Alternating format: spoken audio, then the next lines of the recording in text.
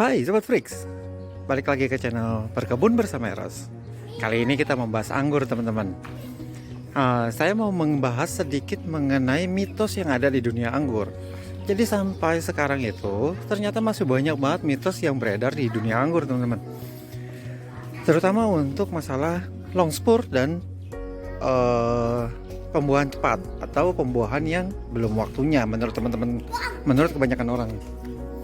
Jadi kali ini kita mau membahas mengenai anggur nih teman-teman, mitosnya terutama. Jadi gini, banyak banget yang bilang kalau tanaman yang belum cukup umur itu dibuahkan atau bisa dibilang di bawah dari 1 tahun itu dia dibuahkan, kemungkinan besar tanamannya itu akan mati atau terhambat pertumbuhannya. Itu enggak teman-teman. Jadi gini, ini tanaman saya umurnya udah 1 tahun lebih. Saya tanam itu Baikonur New pada tanggal 8 Mei 2020. Sekarang ini udah tanggal 27 September 2021, berarti setahun lebih, setahun 4 bulan. Ini pertama kali berbuah atau berbunga itu pada bulan Juli teman-teman. Dan kemudian dia waktu itu di sini ada 3 dompol. Saya lampirkan nanti foto-fotonya. Jadi di sini ada 3 dompol. Ada 3 dompol dan itu langsung saya buahkan. Jadi pertama kali buah itu ada di ujung sini. Di ujung sebelah sini. Ini udah saya potong. Di ujung sebelah sini sebenarnya lagi itu ada buah pertama. Kemudian di sebelah sini nih ada buah yang kedua, panen yang kedua. Itu ada 3 dompol besar. Nah, saat ini pohon yang udah setahun lebih masih berproduksi. Nih, mana yang Baikonur lagi di sini? Karena saya pakainya long spur. Ini lumayan panjang dompolannya. Kalau teman-teman lihat, nah ini adalah si Baikonur New ya. Nih, ini juga masih Baikonur. Nah, jadi itu yang saya lampirkan di sini adalah saya membahas mengenai bahwa mitos itu tidak benar. Jadi ketika pembuahan dilakukan dengan cepat, tanaman teman-teman itu tidak terhambat selama perawatannya itu benar, selama perawatannya itu mencukupi untuk dia tumbuh terus gitu teman-teman. Jadi nggak ada masalah dengan itu, dengan pembuahan cepat. Jadi mitos mengenai pembuahan cepat atau dilakukan sebelum pada waktunya itu akan menyebabkan tumbuhan stuck, enggak. Saya bilang itu enggak.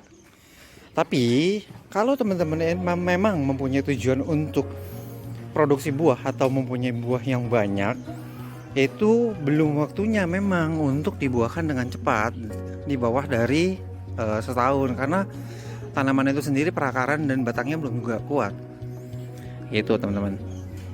Saya melakukan metode pembuahannya ini adalah metode pembuahan bersusun, atau saya melakukannya tidak serempak. Jadi ada buah, masih ada bunga juga. Contoh ini itu ada buah. Nah, ini ada bunga.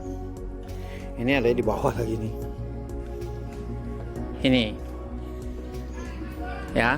Jadi pembahasannya mengenai pembuahan yang dilakukan belum pada waktunya itu akan menyebabkan stuck, tidak benar. Oke, itu mitos yang pertama. Mitos yang kedua dibilang kalau misalnya long spur atau batang gepeng itu juga tidak bisa menghasilkan buah yang banyak. Enggak juga teman-teman. Jadi ini adalah Jupiter. Pohonnya itu di sini, ini cabangnya. Naik ke atas. Belok. Nah, teman-teman bisa lihat sendiri.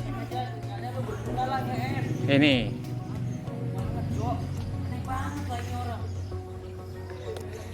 Lihat. Buah. Ini masih buah. Ini ada juga buah. Kemudian di sini masih ada buah. Di belakangnya juga ada buah lagi tuh. Oh, ini buah. Ini buah. Ini buah. Buah lagi, masih buah lagi. Di situ juga ada buah.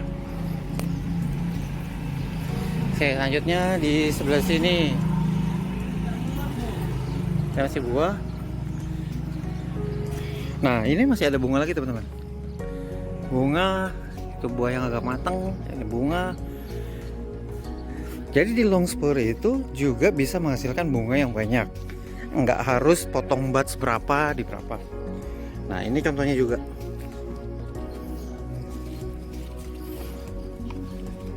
Ini sampai ke bawah. Ya kan? Sampai ke bawah masih ada. Dan ini juga masih.